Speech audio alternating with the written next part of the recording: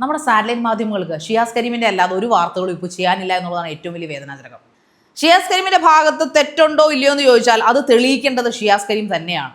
കാരണം ഞാനിത് പറയാൻ കാര്യം, നമ്മുടെ ഭാഗത്ത് ഈ പെണ്ണ് വിഷയങ്ങൾ അല്ലെങ്കിൽ ഇതുപോലുള്ള ഈ പറയുന്ന ലൈംഗികമായിട്ടുള്ള ഈ പീഡന വിഷയങ്ങളൊക്കെ വരുമ്പോൾ അത് ഇച്ചിരി കോംപ്ലിക്കേറ്റഡ് ആയിട്ടുള്ള വളരെ സെൻസിറ്റീവ് ആയിട്ടുള്ളൊരു വിഷയമാണ്. പ്രത്യേകിച്ചും പരാതിക്കാരി ആകുമ്പോൾ, അപ്പുറത്തെ സൈഡ് പെണ്ണാകുമ്പോൾ, അത് സ്ത്രീയോ അമ്മൂമ്മയോ കിളവിയോ കുട്ടിയോ ആരും ആയിക്കോട്ടെ, അത് സ്ത്രീ ആണെങ്കിൽ അത് വിഷയം കോംപ്ലിക്കേറ്റഡ് ആയിരിക്കും, സെൻസിറ്റീവ് ആയിരിക്കും. ഇവിടെ പരാതിക്കാരി ഉന്നയിച്ചിരിക്കുന്ന പരാതി എന്ന് പറഞ്ഞു കഴിഞ്ഞാൽ അവരുടെ പിക്സ്, അതായത് ഇദ്ദേഹവുമായിട്ടുള്ള ഒരുമിച്ചുള്ള സ്വകാര്യ നിമിഷങ്ങൾ പോൺ സൈറ്റിലിട്ട് ഇവരെ ഖേൽമാലിഷ് ചെയ്ത് കളയുമെന്ന് പറഞ്ഞുള്ള ഭീഷണികൾ കാരണമാണ് അവർ പരാതിയായിട്ട് മുന്നോട്ട് വന്നതെന്നാണ് അറിയാൻ കഴിഞ്ഞത്. ഷിയാസി ഒളിവിൽ പോയിരിക്കുന്നതോ അല്ലെങ്കിൽ ലൈവ് ഇടുന്നോ വരുന്ന നേരത്തെ ഒരു പത്രസമ്മേളനം വിളിച്ചുകൂട്ട്. അഡ്വക്കേറ്റ്സും നിയമങ്ങളും നമ്മുടെ നാട്ടിലെ പോലീസിലൊക്കെ വിശ്വാസമുണ്ടെങ്കിൽ നിങ്ങൾക്ക് അങ്ങനെ ചെയ്യാമായിരുന്നില്ലേ? അപ്പോൾ നിങ്ങളുടെ ഭാഗത്ത് തീർച്ചയായിട്ടും തെറ്റുണ്ട്, അല്ലെങ്കിൽ നിങ്ങൾ എന്തോ ഒളിപ്പിക്കാൻ ശ്രമിക്കുന്നു, അവിടെ എന്തോ നിങ്ങൾ ചതി ചെയ്തിട്ടുണ്ട് എന്നുള്ളത് കൊണ്ടായിരിക്കുമല്ലോ നിങ്ങൾ ഒളിവിൽ പോയി ഒളിഞ്ഞിരിക്കുന്നത്.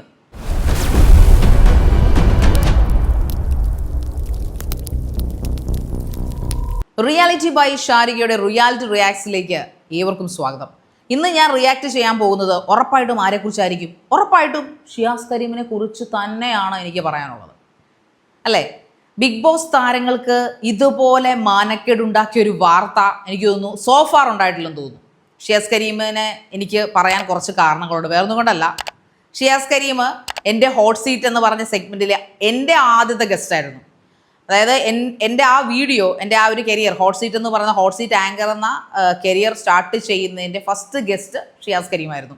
അത് 3 മില്യൺ വ്യൂസാണ് ആദ്യത്തെ ഫസ്റ്റ് ഡേ അടിച്ചു കൂട്ടിയത്. 3 മില്യൺ വ്യൂസാണ് ഫേസ്ബുക്കിലും എനിക്കും ഇൻസ്റ്റാഗ്രാമിലും ഒക്കെയും അത് നല്ല രീതിയിൽ തന്നെ അടിച്ചു കയറിയ ഒരു അതോടെയാണ് ഈ പറഞ്ഞ ഓൺലൈൻ മാധ്യമം മൈൽ സ്റ്റോൺ മേക്കേഴ്സ് എന്ന് പറഞ്ഞ ചാനലിലേക്ക് ഞാൻ വരികയും ഹോട്ട് സീറ്റ് എന്ന് പറഞ്ഞ സെഗ്മെൻറ്റിലൂടെ ഞാൻ ഈ പറയുന്ന പോലെ ഇവിടം വരെ എത്തിയെന്ന് പറഞ്ഞാൽ നെഗറ്റീവ് ഷെയ്ഡോടുകൂടി അതാണ് എന്നെ ബിഗ് ബോസ് വരെ എത്താൻ ഹെൽപ്പ് ചെയ്തത്.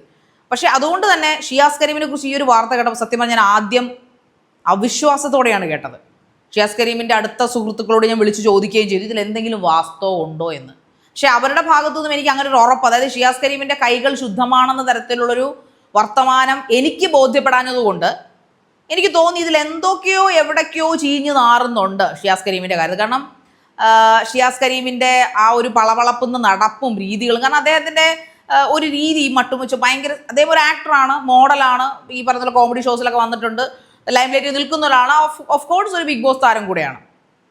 പക്ഷേ ഈ ആഡംബര ജീവിതമാണ് കൂടുതലും നമ്മൾ അദ്ദേഹത്തിനെ കണ്ടിരിക്കുന്നത്. ഞാനൊക്കെ പല ഫംഗ്ഷനിലും ഷിയാസ് കരീമിനെ അത്ഭുതത്തോടെ നോക്കുന്നുണ്ട്. എന്താ അല്ലേ ഡ്രസ്സിങ്സ് ആയാലും വരുന്ന ആ ഒരു എന്താ പറയുക ഒരു ആറ്റിറ്റ്യൂഡൊക്കെ എന്ന് പറഞ്ഞു കഴിഞ്ഞാൽ ഞാൻ അദ്ദേഹത്തെ ഒരു വിവാഹ സൽക്കാരത്തിൽ കണ്ടിരുന്നു. ഞാൻ ആ വിവാഹം ആരുടെ പേരാണ്, നിങ്ങൾ എൻ്റെ പ്രിയപ്പെട്ട സുഹൃത്തിൻ്റെ വിവാഹത്തിൽ അദ്ദേഹം പങ്കെടുത്തിരുന്നു. അന്ന് അദ്ദേഹത്തിൻ്റെ വൈഫൊക്കെ ആയിട്ടാണ് അദ്ദേഹം അവിടെ വരികയുണ്ടായത്. അപ്പോൾ അദ്ദേഹത്തിൻ്റെ ആ ഒരു പളവളപ്പൊക്കെ കാണുമ്പോൾ ഞാൻ എന്താ അല്ലേ റിച്ച് ലുക്ക്, ഇതൊക്കെയാണ് ഇദ്ദേഹത്തിൻ്റെ റിച്ച്നെസ് ഇപ്പോഴല്ലേ മനസ്സിലായത്.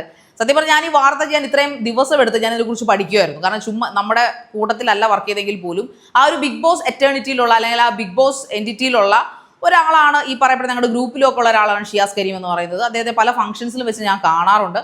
നമ്മളോടൊക്കെ വളരെ നല്ലതായിട്ട് ബിഹേവ് ചെയ്യുകയും കാര്യങ്ങളൊക്കെ ചെയ്യുന്നു. പക്ഷേ ഒരാളെ പറ്റിച്ച് പൈസ മേടിക്കുക എന്ന് പറയുന്നത് അത് ഭയങ്കര ബോറായിട്ടുള്ള ഏർപ്പാടാണ്. നമ്മളെല്ലാവരും കടം വാങ്ങിക്കാറുണ്ട്, കടം കൊടുക്കാറുണ്ട്. ചിലപ്പോഴൊക്കെ പറഞ്ഞ സമയത്തിന് ചിലപ്പോൾ കൊടുത്ത് തീർക്കാൻ പറ്റിയില്ലെന്ന് വരും, എങ്കിലും നമ്മളത് കൊടുക്കും, അല്ലേ?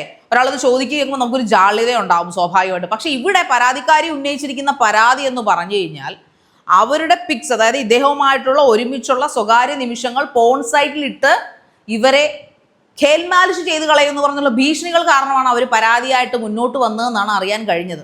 അവരുടെ FIRൽ പറഞ്ഞിരിക്കുന്ന അങ്ങനെയായിട്ടാണ് പല പ്രമുഖ മാധ്യമങ്ങളും റിപ്പോർട്ട് ചെയ്തിരിക്കുന്നത്. കാരണം നമ്മുടെ സാറ്റലൈറ്റ് മാധ്യമങ്ങൾക്ക് ഇപ്പോൾ വാർത്തകളൊന്നും ഇല്ലാത്തതുകൊണ്ട് ഷിയാസ് കരീമിൻ്റെ വാർത്തയാണ് എല്ലായിടത്തും ഓടുന്നത്. വളരെ ബഹുമാനത്തോടു കൂടെ തന്നെ പറയട്ടെ, നമ്മുടെ മാധ്യമങ്ങൾക്ക്, അതായത് സോഷ്യൽ മീഡിയക്കാർ പിന്നെ പൊതുവെ മഞ്ഞയാണല്ലോ, മഞ്ഞക്കിളി, മഞ്ഞക്കുരുവി, ഇതൊക്കെയാണ് സോഷ്യൽ മീഡിയ. ആ പേര് ദോഷം പണ്ടേ ഉണ്ട്, അവരെ ഒന്നും പറയാനില്ല, കാരണം അവരുടെ തൊഴിലതാണ്. പക്ഷേ നമ്മുടെ സാറ്റലൈറ്റ് മാധ്യമങ്ങളുണ്ടല്ലോ, അങ്ങ് കൊമ്പ തുക്കാർ വെച്ചെടുക്കുന്ന, അവർക്കും ഇപ്പം ഇങ്ങനെയുള്ള വാർത്തകൾ ചെയ്യാനുള്ളൂ. അപ്പോൾ അവരിറക്കുന്ന സാധനങ്ങളാണ് ഇതൊക്കെ. ശബ്ദരേഖകൾ, അതുപോലെ ഷിയാസ് കരീമിൻ്റെ വോയിസ് ക്ലിപ്പുകൾ, അല്ല, അതുപോലെ ഷിയാസ് കരീമിൻ്റെ ഭാര്യയെ ന്യായീകരിച്ചുകൊണ്ട് സംസാരിക്കുന്നു. പരാതിക്കാരി ഉടനെ ക്യാഷ് കൊടുത്ത GPay ഡീറ്റെയിൽസ് കൊടുക്കുന്നു. അതോടൊപ്പം തന്നെ ഷിയാസ് ഭീഷണിപ്പെടുത്തുന്നതിൻ്റെ, ഷിയാസിൻ്റെ സ്നേഹ വോയിസുകൾ, പുറത്ത് കേൾക്കാൻ പറ്റാത്ത വോയിസുകൾ, അശ്ലീല വോയിസുകൾ, ഇതെല്ലാം അങ്ങ് വയറിളകിയതുപോലെ അങ്ങ് കൊടുത്തുകൊണ്ടിരിക്കുകയാണ്. എന്താണ് ഷിയാസ് കരീമി സംഭവിച്ചുകൊണ്ടിരിക്കുന്നത്? ഷിയാസ് കരീമിന്റെ ഭാഗത്ത് തെറ്റുണ്ടോ ഇല്ലയോ എന്ന് ചോദിച്ചാൽ അത് തെളിയിക്കേണ്ടത് ഷിയാസ് കരീം തന്നെയാണ്. കാരണം ഞാനിത് പറയാൻ കാര്യം, നമ്മുടെ ഭാഗത്ത് ഈ പെണ്ണ് വിഷയങ്ങൾ അല്ലെങ്കിൽ ഇതുപോലുള്ള ഈ പറയുന്ന ലൈംഗികമായിട്ടുള്ള ഈ പീഡന വിഷയങ്ങളൊക്കെ വരുമ്പോൾ അത് ഇച്ചിരി കോംപ്ലിക്കേറ്റഡ് ആയിട്ടുള്ള വളരെ സെൻസിറ്റീവ് ആയിട്ടുള്ളൊരു വിഷയമാണ്. പ്രത്യേകിച്ചും പരാതിക്കാരി ആകുമ്പോൾ, അപ്പുറത്തെ സൈഡ് പെണ്ണാകുമ്പോൾ, അത് സ്ത്രീയോ അമ്മുമ്മയോ കിളവിയോ കുട്ടിയോ ആരും ആയിക്കോട്ടെ, അത് സ്ത്രീ ആണെങ്കിൽ അത് വിഷയം കോംപ്ലിക്കേറ്റഡ് ആയിരിക്കും, സെൻസിറ്റീവ് ആയിരിക്കും. തെളിവുകൾ ശക്തമാണെങ്കിൽ ഓപ്പോസിറ്റ് നിൽക്കുന്ന ആണിൻ്റെ കാര്യം പോക്കാണ്, അതിലൊരു സംശയവുമില്ല. ഇവരിവിടെ പല തെളിവുകളും ഷിയാസിന് എതിരെ കൊടുത്തിട്ടുണ്ട്. ഈ വോയിസ് ക്ലിപ്പുകൾ നമുക്ക് മാധ്യമങ്ങൾക്ക് കിട്ടിയത് കൂടാതെ പോലീസുകാരുടെ കയ്യിൽ ഇതിനപ്പുറം വോയിസ് ക്ലിപ്പുകൾ അവർ കൊടുത്തിട്ടുണ്ടാവും. എന്തുകൊണ്ട് ഷിയാസ് കരീം ഇതിന്റെ ഓപ്പോസിറ്റുള്ള വോയിസ് ക്ലിപ്പ് പോലീസിന് കൊടുക്കുന്നില്ല, അല്ലെങ്കിൽ എന്തുകൊണ്ട് മാധ്യമങ്ങൾക്ക് കൊടുക്കുന്നില്ല? എന്തുകൊണ്ട് ഷിയാസ് കരീമിൽ ഫസ്റ്റ് ഈ വാർത്ത വന്ന ഉടനെ വന്ന് ലൈവിൽ വന്ന് കുറച്ച് കാര്യങ്ങളൊക്കെ ഷിയാസ് പറഞ്ഞിരുന്നു. അവരുടെ ഫാമിലി ആയിട്ടുള്ള ഇഷ്യൂ ആയി ബന്ധപ്പെട്ട് ഇതൊരു പകപോക്കലാണ്, ഇതൊരു റിവെഞ്ചാണ്, അവർക്ക് ഞാൻ പൈസ മേടിച്ചു, ഒക്കെ ഉണ്ടായിരിക്കാം, പണമിടപാടുകൾ എല്ലാവർക്കും ഉണ്ടാകുമല്ലോ സുഹൃത്തുക്കളെ, മനുഷ്യരാണ്, കടം വാങ്ങിക്കാം, കൊടുക്കും അല്ലേ? പക്ഷേ അതായത് സ്നേഹം നടിച്ച് പൈസ വാങ്ങിക്കുക, ജീവിതകാലം മുഴുവൻ കൂടെ ഉണ്ടാവുമെന്ന് വാഗ്ദാനം കൊടുക്കുക, അതിനുശേഷം പൈസ കിട്ടിക്കഴിയുമ്പോൾ അവരെ ചണ്ടിയാക്കി തുപ്പുക. അതായത് കല്യാണത്തിന് മുമ്പ് അവരെ അറിയാം എന്നാണ് ഷിയാസ് കരീം വോയിസ് ക്ലിപ്പിൽ പറയുന്നത്. കല്യാണത്തിന് ശേഷം അവരോടുള്ള ബന്ധം തുടർന്നു എന്ന് പറയപ്പെടുന്നു. അതിൽ പലതിലും വളരെ സ്നേഹത്തോടു കൂടി പറയുന്ന, വളരെ എന്താ പറയുക, അത് പ്രണയമാണോ അല്ല സഹോദര സ്നേഹമാണോ എന്നൊന്നും ഞാനിവിടെ പറയുന്നില്ല. പക്ഷേ പണമിടപാടുകൾ ഉണ്ടായിരുന്നു എന്നതിന് 100% തെളിവോടുകൂടി ഒരു പോലീസിനെ കൊടുത്തിട്ടുണ്ട്. അപ്പോഴെനിക്ക് ഷിയാസിനോട്, ഞാൻ ഷിയാസിനെ ഇവിടെ ന്യായീകരിക്കാത്തതിൻ്റെ കാരണം, എനിക്ക് ന്യായീകരിക്കാൻ തോന്നാത്തത്, ഷിയാസ് ഒരു ലൈവിൽ വന്നിട്ട് പോയി ഇതെന്തായാലും ഇതിൻ്റെ പകപോക്കലാണ്, എൻ്റെ ഫാമിലി ആയിട്ടുള്ള ഇഷ്യൂ ഒക്കെയാണെന്ന് പറഞ്ഞ് മെഴുകിയിട്ട് പോയി. പിന്നെ ഷിയാസിൻ്റെ ഒരു അറിവുമില്ല. പക്ഷേ ഇവിടെ നമ്മൾ എക്സാമ്പിൾ ആക്കേണ്ട ഒരു വ്യക്തിയുണ്ട്, നമ്മുടെ നിവിൻ പോളി. അതായത് നമ്മുടെ ഹേമ കമ്മിറ്റി റിപ്പോർട്ട് കൊടുമ്പിരിക്കൊണ്ടിരിക്കുന്ന കാലഘട്ടം നിങ്ങളൊക്കെ ഓർത്തിട്ടുണ്ടോ, അല്ലെങ്കിൽ ഇന്ന് മറന്നു കാണുമോ എന്ന് എനിക്കറിയില്ല. ഞാൻ മറക്കില്ല, കാരണം ഞാൻ അതിനെക്കുറിച്ചൊക്കെ ന്യൂസും വാർത്തകളൊക്കെ ചെയ്താണ്, അതുകൊണ്ട് എനിക്കത് മറക്കാൻ പറ്റില്ല. അപ്പോൾ ആ കാലഘട്ടത്തിൽ ഒരു സ്ത്രീ, അതായത് അവരെ അതിജീവിത എന്നൊക്കെ വിളിക്കാൻ പറ്റുമെന്ന് എനിക്കറിയില്ല, അവര് നിവിൻ പോളിക്കെതിരെ ഒരു അലിഗേഷൻ ഉന്നയിച്ചു. 24 മണിക്കൂർ തികഞ്ഞ് 12 മണിക്കൂറല്ല 5 മണിക്കൂർ തികഞ്ഞതിന് മുമ്പ് നിവിൻ പോളി പത്രസമ്മേളനം വിളിച്ചു കൂട്ടി. എന്നിട്ട് അവരെ വെല്ലുവിളിച്ചു, അവർക്ക് അത്രയ്ക്ക് ധൈര്യമുണ്ടെങ്കിൽ എനിക്കെതിരെ ഒരു തെളിവ് സബ്മിറ്റ് ചെയ്യാൻ നിവിൻ പോളി എല്ലാ പത്രക്കാരെയും വിളിച്ചു വരുത്തി, എറണാകുളം പ്രസ് ക്ലബ് എന്നാണ് എൻ്റെ ഓർമ്മ, വിളിച്ചു വരുത്തി അന്തസ്സായിട്ട് അയാൾ സംസാരിച്ചു. അത് തന്നെയാണ് എനിക്ക് ഷിയാസിനോട് ചോദിക്കാനുള്ളത്. ഷിയാസ് ഈ ഒളിവിൽ പോയിരിക്കുന്നതോ അല്ലെങ്കിൽ ഈ ലൈവ് ഇടുന്നോ വരുന്ന നേരത്തെ ഒരു പത്രസമ്മേളനം വിളിച്ചു കൂട്ട്. അഡ്വക്കേറ്റ്സും നിയമങ്ങളും നമ്മുടെ നാട്ടിലെ പോലീസിലൊക്കെ വിശ്വാസമുണ്ടെങ്കിൽ നിങ്ങൾക്ക് അങ്ങനെ ചെയ്യാമായിരുന്നില്ലേ? അപ്പോൾ നിങ്ങളുടെ ഭാഗത്ത് തീർച്ചയായിട്ടും തെറ്റുണ്ട്, അല്ലെങ്കിൽ നിങ്ങൾ എന്തോ ഒളിപ്പിക്കാൻ ശ്രമിക്കുന്നു, അവിടെ എന്തോ നിങ്ങൾ ചതി ചെയ്തിട്ടുണ്ട് എന്നുള്ളത് കൊണ്ടായിരിക്കുമല്ലോ നിങ്ങൾ ഒളിവിൽ പോയി ഒളിഞ്ഞിരിക്കുന്നത്.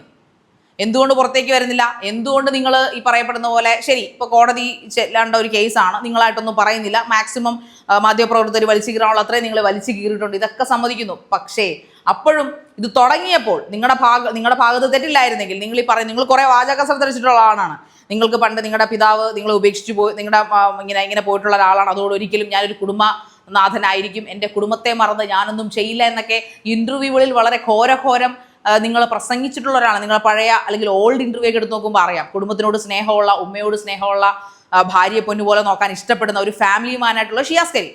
ആ ഷിയാസ് കരീം ഇങ്ങനെ ചെയ്യില്ല എന്ന് വിശ്വസിക്കാൻ ഇഷ്ടപ്പെടുന്ന ആൾക്കാരും ഉണ്ടായിരിക്കാം. പക്ഷെ അങ്ങനെ ചെയ്തില്ലായിരുന്നെങ്കിൽ നിങ്ങൾക്ക് സുഖമായിട്ട് ഒരു പത്രസമ്മേളനം വിളിച്ചുകൂട്ടി ഈ വിഷയം ഉണ്ടായപ്പോൾ തന്നെ നിങ്ങൾക്ക് ഇത് ചെയ്യാമായിരുന്നു. പക്ഷെ നിങ്ങളിത് ചെയ്തില്ല.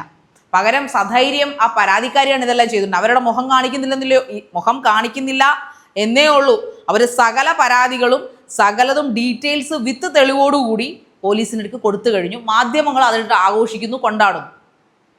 സത്യത്തിൽ ഇപ്പം നമ്മൾ ഷിയാസ് കരീമിൻ്റെ കാര്യം പറഞ്ഞു വെക്കുമ്പോൾ എനിക്ക് ഒരു കാര്യം കൂടെ ചോദിക്കാനുണ്ട്. നമ്മുടെ സാറ്റലൈറ്റ് മാധ്യമങ്ങൾക്ക് ഷിയാസ് കരീമിൻ്റെ അല്ലാതെ ഒരു വാർത്തകളും ഇപ്പോൾ ചെയ്യാനില്ല എന്നുള്ളതാണ് ഏറ്റവും വലിയ വേദനാജനകം. വേറൊന്നുമല്ല, എവിടെ നോക്കിയാലും അത് ഞാൻ ചാനലുകളുടെ പേരെടുത്തൊന്നും പറയുന്നില്ല, നമ്മളൊരിക്കൽ ബഹുമാനത്തോടെ കണ്ടിരുന്ന സാറ്റലൈറ്റ് ന്യൂസ് ചാനലുകൾ, എൻ്റർടൈൻമെൻറ്റ് ചാനൽ കാര്യം അവിടെ നിൽക്കട്ടെ, അവർക്ക് ഇതിനൊന്നും സമയമില്ല, അവർ വേറെ പരിപാടികൾ ചെയ്തുകൊണ്ടിരിക്കുക. പക്ഷേ ന്യൂസ് ചാനലുകൾ, സാറ്റലൈറ്റ് ന്യൂസ് മാധ്യമങ്ങൾ ഇന്ന് കൊടുക്കുന്ന വാർത്തകളാണ് ഷിയാസ് കരീമിൻ്റെ അവിഹിതം, ഷിയാസ് കരീമിൻ്റെ പരാതിക്കാരിയുമായിട്ട് ഷിയാസ് കരീമിൻ്റെ അശ്ലീല ചാറ്റുകൾ പുറത്ത്, ഷിയാസ് കരീം 67 വയസ്സുള്ള സ്ത്രീയുമായിട്ടുള്ള 47 വയസ്സുള്ള സ്ത്രീയുമായിട്ടാണ് ബന്ധം സ്ഥാപിച്ചിരുന്നത്. അങ്ങനെ എന്ന് വേണ്ട സോഷ്യൽ മീഡിയയെക്കാളും തറയായിട്ടാണ് ഇന്ന് പല സാറ്റലൈറ്റ് ന്യൂസ് മാധ്യമങ്ങളും വർത്തിക്കുന്നത്. അക്കൂട്ടത്തിൽ സാറ്റലൈറ്റ് അല്ലാത്ത എന്നാൽ ഞങ്ങൾ വലിയൊരു ന്യൂസ് ചാനലാണ്, ഞങ്ങൾ നീതിക്കൊപ്പം നിൽക്കുന്നുള്ള എന്ന ഘോര ആറ്റിറ്റ്യൂഡ് ഇട്ടിരുന്ന ഒരു ചാനൽ കൂടെ ഞാനിവിടെ പറയുകയാണ്. അത് വേറെ ആരുമല്ല, മറുനാടൻ മലയാളി. അവർ സാറ്റലൈറ്റ് ചാനലല്ല, അവർ സോഷ്യൽ മീഡിയ ന്യൂസ് ചാനലാണ്. പക്ഷേ നേരിൻ്റെ ശബ്ദം, മറുനാടൻ മലയാളി എന്നൊക്കെ പറഞ്ഞുകൊണ്ട് അവർ ന്യൂസ് ചാനൽ എല്ലാത്തിനും ഘോര സധൈര്യം ഒരുപാട് റിപ്പോർട്ടുകളും പോലീസുകാർ പലവട്ടം ഷാജൻ സ്കറിയെ അറസ്റ്റ് ചെയ്യാൻ വരുന്നു, അദ്ദേഹം ജയിലിൽ പോകാൻ ശ്രമിക്കുന്നു, ഉപദ്രവിക്കാൻ ശ്രമിക്കുന്നു, അങ്ങനെ എന്തെല്ലാം കോലാഹലങ്ങളുണ്ടായി. ഒളിവിൽ പോയി കുറേ കാലം ഇരുന്നു. അപ്പോഴൊക്കെ നമുക്ക് അദ്ദേഹത്തിനൊരു ബഹുമാനം ഉണ്ടായിരുന്ന, ഇനി എന്ത് സംഭവിച്ചാലും നെറിയുള്ള ഒരു മാധ്യമപ്രവർത്തകർ സോഷ്യൽ മീഡിയയിൽ ഉണ്ടല്ലോ എന്നോർത്ത്. പക്ഷേ അദ്ദേഹം കഴിഞ്ഞ ദിവസം അദ്ദേഹത്തിൻ്റെ ഈ ഷിയാസ് കരീമിൻ്റെ വിഷയവുമായി ബന്ധപ്പെട്ട് അദ്ദേഹം ചെയ്ത വാർത്തകൾ സത്യം പറഞ്ഞാൽ ഞാൻ ലജ്ജിച്ച് തലകുനിഞ്ഞു. ഒരിക്കൽ ഞാൻ അദ്ദേഹത്തിൻ്റെ ചാനൽ വർക്ക് ചെയ്യാൻ ആഗ്രഹിച്ചിരുന്നൊരു വ്യക്തിയാണ്.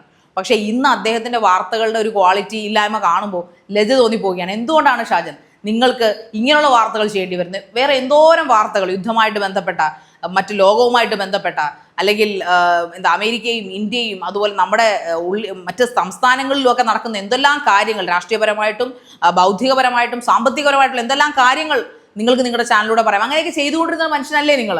എന്നിട്ട് എന്തുകൊണ്ടാണ് ഇതുപോലുള്ള ഷിയാസ് കരീമിൻ്റെ അവിഹിതവും അല്ലെങ്കിൽ പല അവിഹിതങ്ങളെ കഥകളും നിങ്ങൾ ഇതിനകത്ത് എടുത്തുകൊണ്ടിരുന്നെന്ന് എനിക്ക് മനസ്സിലാവുന്നില്ല. ഇന്നലെ ഷിയാസ് കരീമിൻ്റെ മറുനാടൻ മലയാളിയുടെ ഒരു തമ്പ് കണ്ടിട്ടാണ് ഞാൻ ആ വാർത്ത ശ്രദ്ധിക്കുന്നത്. അത് ഇരുന്ന് പറയുന്ന വ്യക്തി അദ്ദേഹത്തിൻ്റെ സ്റ്റാഫും അല്ല, ഷാജൻ സ്കറിയെ നേരിട്ടാണ് ഇരുന്ന് പറയുന്നത്. ഞാൻ വ്യക്തമായി കണ്ടു. പല അശ്ലീല വോയിസ് റെക്കോർഡുകളും ഞാൻ കേട്ടു. അതിൽ പലതും പുറത്ത് കേൾപ്പിക്കാൻ കൊള്ളാത്തതുകൊണ്ട് ഞാനത് കേൾപ്പിക്കുന്നില്ല. ഷിയാസ് കരീമും ആ പരാതിക്കാരിയുമായിട്ടുള്ള പല സംഭാഷണങ്ങൾ എൻ്റെ കയ്യിൽ കിട്ടി, എനിക്കത് ബോധ്യപ്പെട്ടു. പരാതിക്കാരുടെ കയ്യിൽ കഴമ്പുണ്ട്, ആയിക്കോട്ടെ, പരാതി കൊടുത്തോട്ടെ, അവരുടെ പരാതിയിൽ കഴമ്പുണ്ടായിക്കോട്ടെ, പോലീസ് നടപടികൾ എടുക്കുന്നുണ്ട്. ഷിയാസ് കരീം തീർച്ചയായിട്ടും തെറ്റിയതിനുള്ള തീർച്ചയായിട്ടും ശിക്ഷ ലഭിക്കട്ടെ. പക്ഷേ അപ്പോഴും മിസ്റ്റർ ഷാജൻ സ്കറിയ, മറുനാടൻ മലയാളി, എന്തുകൊണ്ട് നിങ്ങൾ ഇങ്ങനത്തെ തരം താണ വാർത്തകൾ ചെയ്യുന്നു? ഇതിനൊക്കെ ഒരു വാർത്ത എന്ന് പറയുമോ? ഞാനിപ്പോൾ ഇത് ചെയ്യുന്നത്, ഞാൻ സോഷ്യൽ മീഡിയ ഇൻഫ്ലുവൻസറാണ്, ഞാൻ റിയാക്ഷൻ, എൻ്റെ കൊളീഗ്, അതായത് എന്നോടൊപ്പം തന്നെ അല്ലെങ്കിൽ എൻ്റെ മുമ്പത്തെ സീസണിൽ വർക്ക് ചെയ്തിരുന്നൊരു വ്യക്തിയാണ്, എനിക്ക് അറിയാവുന്നൊരു വ്യക്തിയാണ് ഷിയാസ് കരീം. മിസ്റ്റർ ഷാജൻ, നിങ്ങളൊരു ന്യൂസ് ചെയ്യുന്ന ഒരു മാധ്യമധർമ്മം എന്ന് നമ്മൾ തെറ്റിദ്ധരിച്ചിരുന്നൊരു വ്യക്തിയല്ലേ? എന്നിട്ട് എന്തുകൊണ്ടാണ് ഇങ്ങനെയുള്ള വാർത്തകൾ ചെയ്യുന്നതെന്ന് കൂടെ താങ്കൾ സദയം പറഞ്ഞാലും. അപ്പോൾ ഷിയാസ് കരീം തെറ്റ് ചെയ്തവനാണെങ്കിൽ തീർച്ചയായിട്ടും താങ്കൾ കല്ലെറിയപ്പെടും, താങ്കൾ തീർച്ചയായിട്ടും ശിക്ഷിക്കപ്പെടട്ടെ എന്ന് ഞാൻ ആശംസിക്കുന്നു. നന്ദി.